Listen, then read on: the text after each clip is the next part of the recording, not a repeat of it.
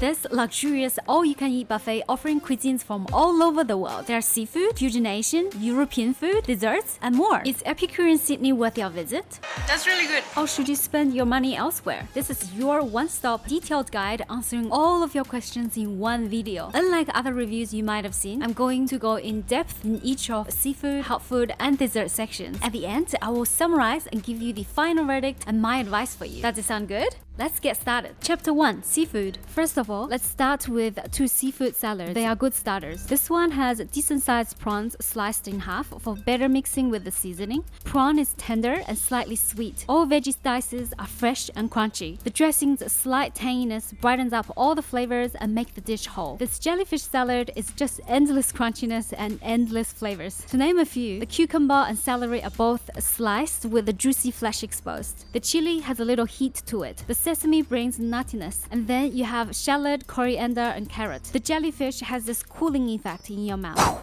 Both salads are welcomingly refreshing. The flavors are balanced better than most salad bars, good as appetizers. Let's look at their sushi sashimi bar. It looks mostly similar to your local sushi shop. Upon inspection, the 3 dishes worth trying are the octopus salad, clam salad, and this pickled cucumber.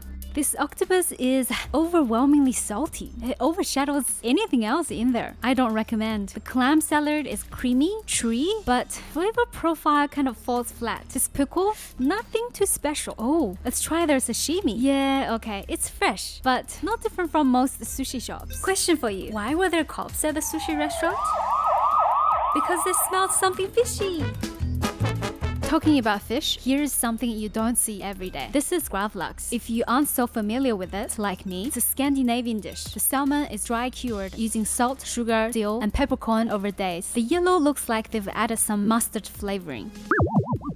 That's really good. When you first put it into your mouth, the texture is like smoked salmon. It's soft and delicate. Immediately, the subtle dill aroma fills your mouth, grabbing your attention. It's something different. You immediately take a deep breath through your nose. The fragrance becomes more noticeable. You chew on it more. The savoriness breaks through. Unlike smoked salmon, it's just enough saltiness to enjoy by itself. Eventually, you swallow it. The remaining herbal aroma hit your nose receptors one last time with the highest potency. And it lingers, making you go, wow. It's stunning. After the initial awe-inspiring impression, you might feel like loading up on it. However, like most food in the world, your taste buds quickly grow used to it. To know what I mean, there is a good explanation in my matchy bubble tea video. I'll link in the description below. Because of the diminishing return, enjoyment level reduces to a level that you are better off trying something else in the buffet. From my experience, 6 slices is the magic number in this case. Nevertheless, that's one delightful dish. I feel like the only way to go from here is up. What do you think? So, we're at the famed prawn buffet oysters. Please hit the like button below if you want to see more videos like this. It will mean the world to me.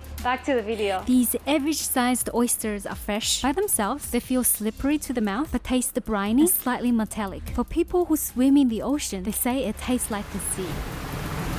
There's an old saying, the first man to eat an oyster was either very brave or very hungry. For me, it's the texture that appeals. My favorite way to eat an oyster is with mignonette sauce and chili. The peppery shallot vinegar sauce magically balances off the undesirable tastes and leave me with a succulent texture. The chili gives it a little heat. It feels invigorating, sliding the well-seasoned, silky tender seafood down the throat. In the hot food section, I found these cooked oysters. Oyster mornay. Wow, this cheese is rich. However, it is too overpowering for the oysters. It's more like the oyster is the minor ingredient, but the cheese is sitting in an oyster shell. I don't know what to think. Next to the oysters in the seafood section sits the Alaskan crab legs. I wonder what it looks like without the shell. Do you?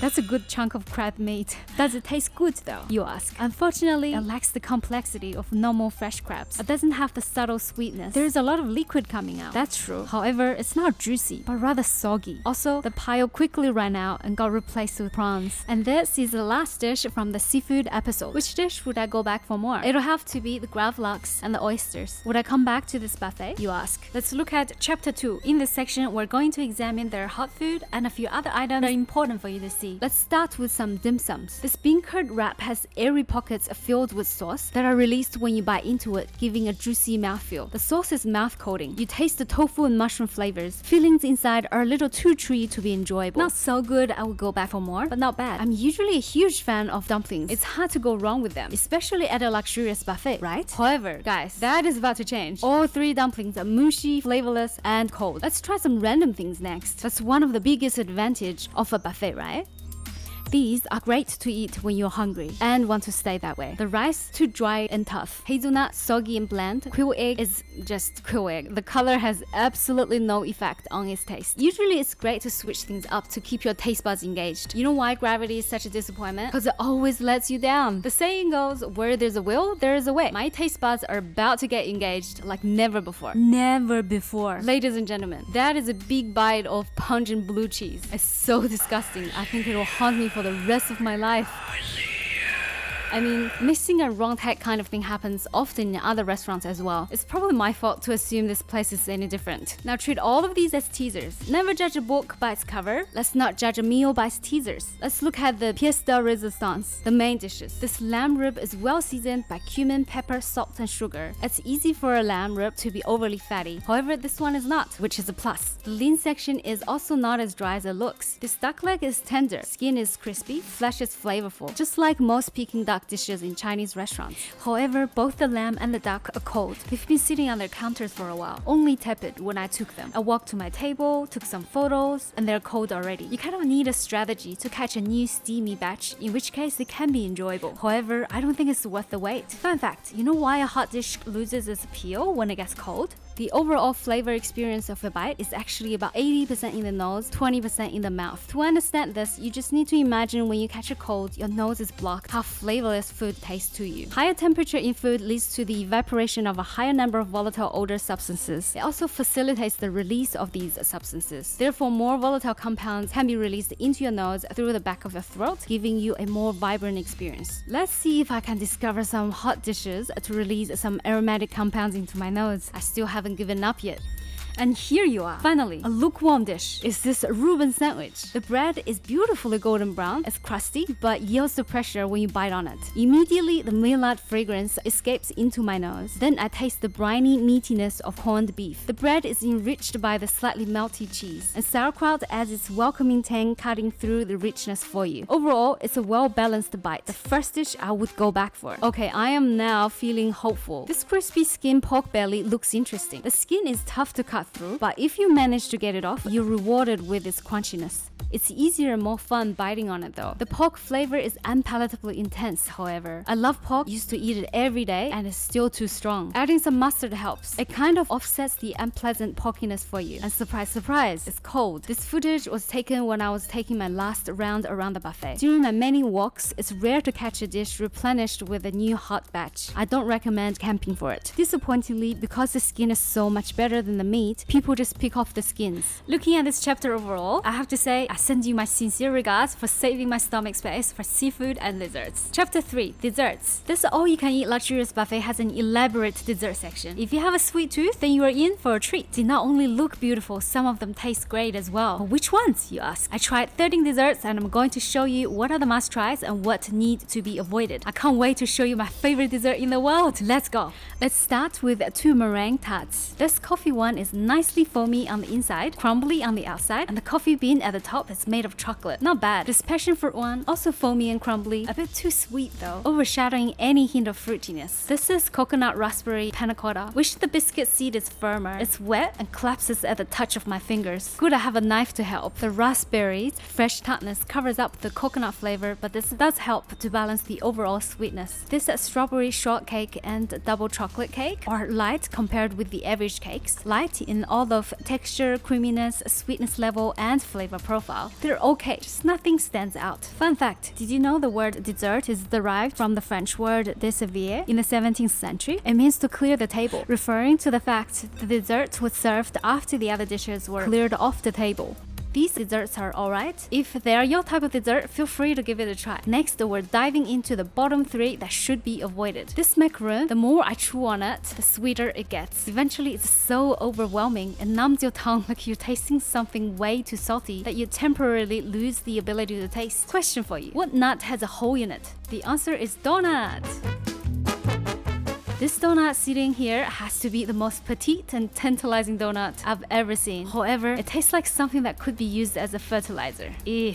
This one is pretty, exterior is crumbly like a biscuit, but the orangey and custardy center is puckering sour. After these excessively exciting flavors, I need something citrusy to cleanse the palate. Some people eat fruits as desserts. Usually, the fruit section isn't the focus of a buffet. However, the two I'm about to show you are so impressive that I promise they're worth it. They're way more fresh than our average grocery stores. This grapefruit, juicy, capital J, capital U, and capital I, reminds me of my favorite bubble tea. I'll link the video. It's called Grapefruit Juice Matchy Best Bubble Tea. This passion fruit, just wow. It's tart, yes, but it's so wonderfully refreshing that you just don't mind because your mouth and nose are filled with this aromatic tropical fragrance and the seeds are so delicately crunchy. Finally, we're at the last segment, the top 3 desserts on the list. Yay! Coming at number 3 is panna cotta in a cup. It's uniformly airy smooth and melty in the mouth. And the bubble tea pearl looking thing is supple to the bite but releases a nicely sweet and sour liquid as a surprise, adding complexity to the texture and taste. I wouldn't go back for another cup, but I thoroughly enjoyed it. Coming on number 2 is this lemon macaroon. Look, it has a little seat made from chocolate. Such a good idea. When you bite on it, the exterior is gently crusty, then your teeth sink into the creamy filling. Finally, you're greeted with the gooiness of the center. It's sweet, but perfectly balanced off by the tanginess. Your cavity is filled with a citrusy lemony fragrance. This delightful macaroon gives you the freshening power of a lemon without its sourness. Such a treat. Coming at number 1, also my favorite ice cream in the world, is this coffee and almond ice cream. Yay!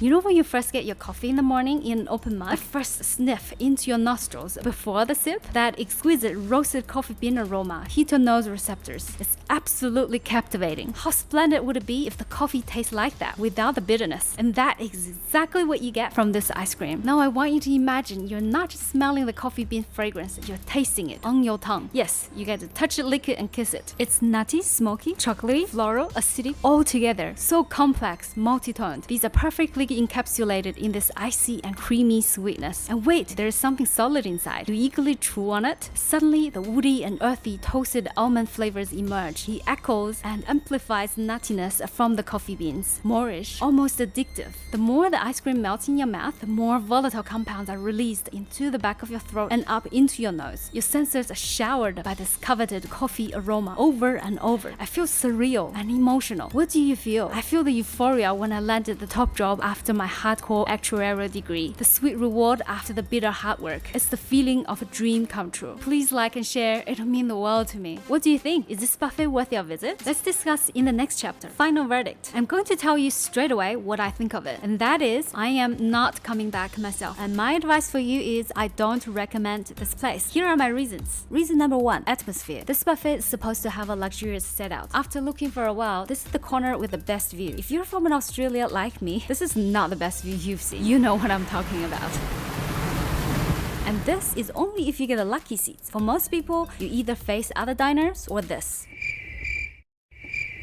This buffet has a strict evening dress code. They say it's to create a luxurious and sophisticated experience for all guests. Australia has a laid-back culture. Most restaurants accept casual or smart casual. Formal clothing are often tight-fitting, made from non-stretchy material, so I don't feel relaxed enough to eat as much as I can. However, these are minor issues, no problems, if the food is great. Let's look at the second reason, food quality. For a luxurious seafood buffet, the seafood bar is quite underwhelming. Only half of the counter has seafood, and most of the selection are small legs, the sorts most time-consuming to peel for the least amount of meat. What about scallops? Hello? Lobsters? Hello? Nowhere to be found. Hello, this is my friend Warren Buffett, and my name is Anna Lunch.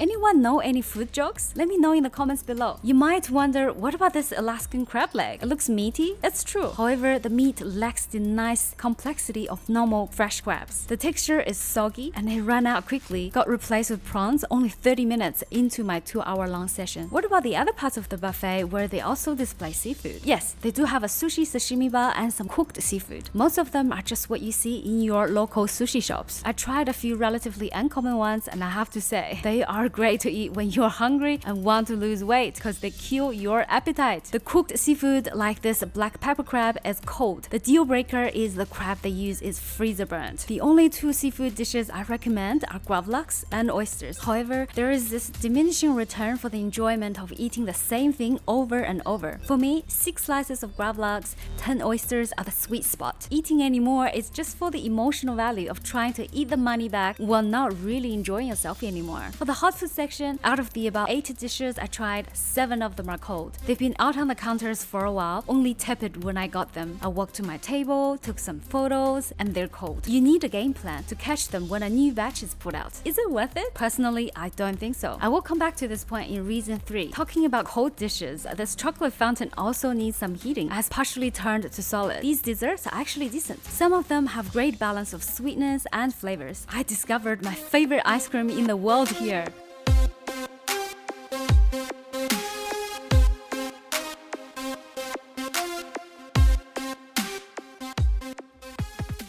If you have a sweet tooth, this buffet might be worthwhile going to. However, I try to control my sugar intake, which is many of you watching this video. Occasionally, eating at a dessert cafe at a fraction of the cost is a better option. Reason number 3, value for money. No restaurants are perfect. If I had a game plan, probably could have had a better experience with the hot food. However, I don't think it's worth it because there are better options out there, like the Brazilian barbecue buffet I will show you next week. Out of the more than 30 items I have sampled across this buffet, only 3 stand out. For $115 luxurious buffet, I expect more. If, after your research, you decide you have to go to the buffet to see it for yourself, I respect that. I do recommend watching this video again. It'll help you to decide for yourself what food are must-tries, what to avoid, to form a plan going in. See you in my next video.